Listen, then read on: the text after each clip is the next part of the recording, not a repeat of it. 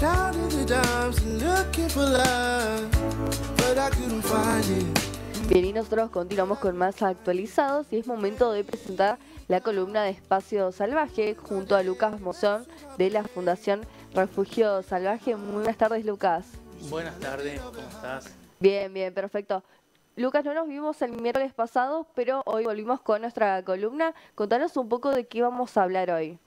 Así es, estamos de nuevo al aire y bueno, hoy vamos a hablar acerca de una especie muy particular, una especie de serpiente venenosa. Como venimos tratando cada miércoles, venimos viendo las distintas especies que se encuentran en nuestra provincia y que son algunas de ellas muy inofensivas, otras tienen otro tipo de comportamiento, algunas otras se las llama de interés médico, es decir, que pueden llegar a ocasionar algún accidente con los seres humanos, y nuestra intención es poder conocerlas, poder aprender sobre ellas para poder convivir con nuestra naturaleza. Claro. El día de hoy, serpiente de coral, una de los tres tipos de serpiente venenosas. La semana antepasada vimos a las yararás común, yarará de la cruz, vimos sus dibujos, vimos sus características físicas y hoy vamos a aprender acerca de las corales. Perfecto. Y esta especie tiene un nombre común y también tiene un nombre científico, ¿no? Exactamente. En nuestro país existen varias especies de corales verdaderas. Cabe destacar que también existen algunas de serpientes o culebras que se denominan falsas corales. Pero hoy en particular vamos a aprender cuáles son los colores.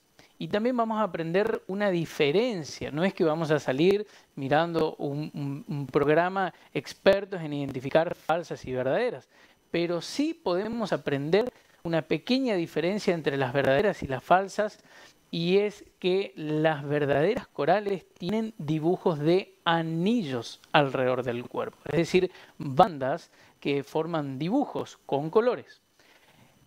La serpiente coral posee tres colores particulares, que es el blanco, el rojo y el negro, cada color formando dibujos de bandas alrededor de su cuerpo. En nuestro país existen varias especies y todas ellas comparten el mismo género, que es el género Micrurus. Y estas especies de serpientes, todas ellas tienen algunas bandas, otras tienen un par más, otras un par menos, pero todas tienen formas de anillos perfectos Ahí o como bandas. estamos observando en pantalla, ¿no? Exactamente, alrededor del cuerpo. Bien. Y otro punto para tener en cuenta, en Argentina y en la provincia del Chaco, su coloración es blanco, rojo y negro. Existen otros países centroamericanos o en otros continentes en los cuales puede llegar a ser amarillo con negro, con rojo, pero en Argentina su coloración es blanco, rojo y negro. Y aquellas culebras que son falsas corales, generalmente no tienen dibujos bien definidos de bandas o anillos alrededor del cuerpo, sino que tienen dibujos que son abstractos, es decir, manchas, muchas veces con los mismos colores, blanco, rojo y negro, pero no tienen un dibujo bien definido, sino que son manchas. Pero la intención es aprender cuáles son los colores de la verdadera coral, que son blanco, rojo y negro. Es decir, si yo encuentro una serpiente, yo soy un ciudadano que no tengo una gran experiencia con serpientes, pero yo veo una serpiente que tiene estas características, ¿sí? Debo tener ya cierto cuidado al manejarme con esa serpiente.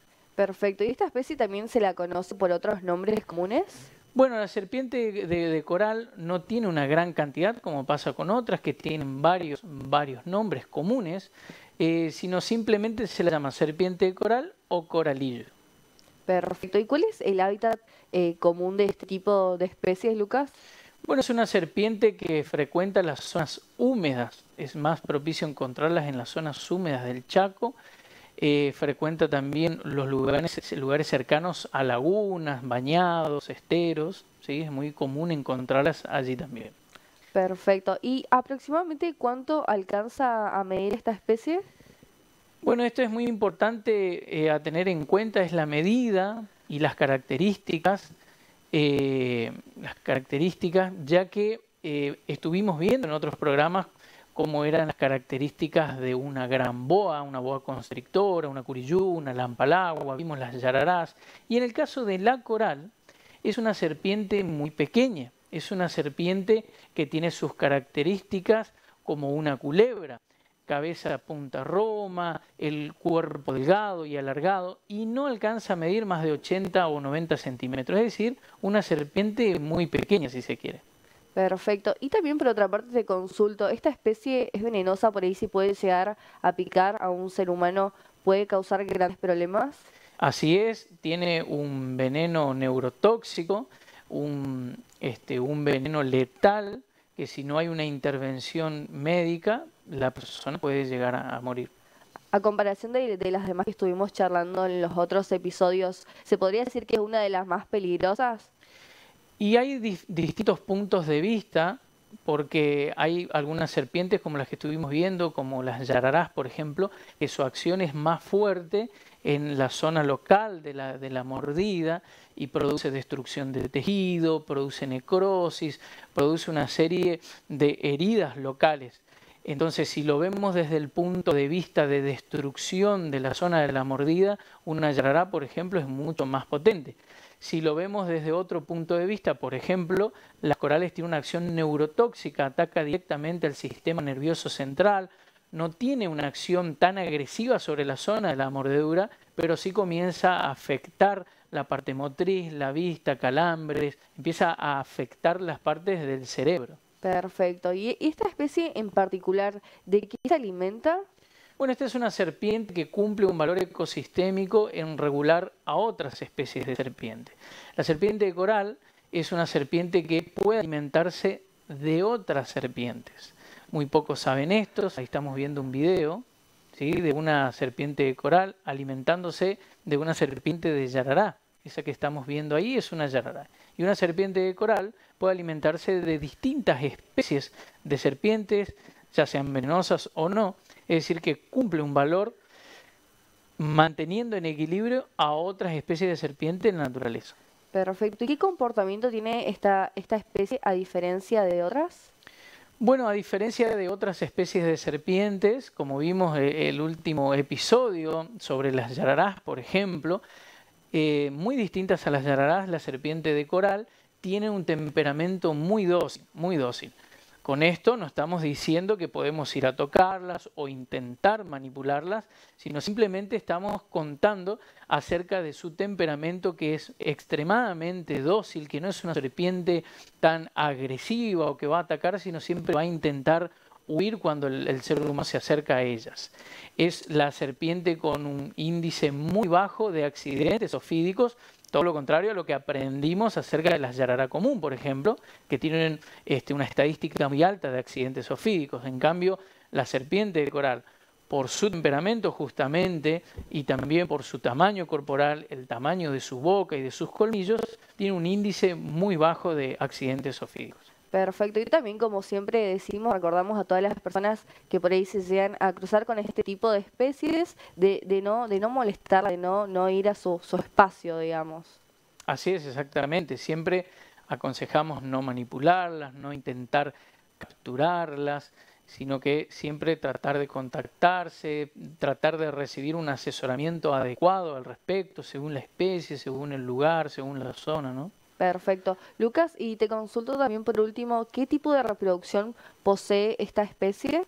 Bueno, esta serpiente, las serpientes de coral tienen una reproducción ovovivípara, es decir, que van a desovar, van a poner los huevos en la naturaleza, los van a dejar ahí, ¿sí? A diferencia de las aves, por ejemplo, no son serpientes o animales que van a anidar, es decir, que van a formar un nido y van a venir, van a cuidarlo o van a frecuentar, sino que ellas van a depositar los huevos en un lugar húmedo, oscuro, donde crean propicio y lo van a dejar ahí hasta el día en que esos huevitos puedan romperse y nacer las pequeñas serpientes.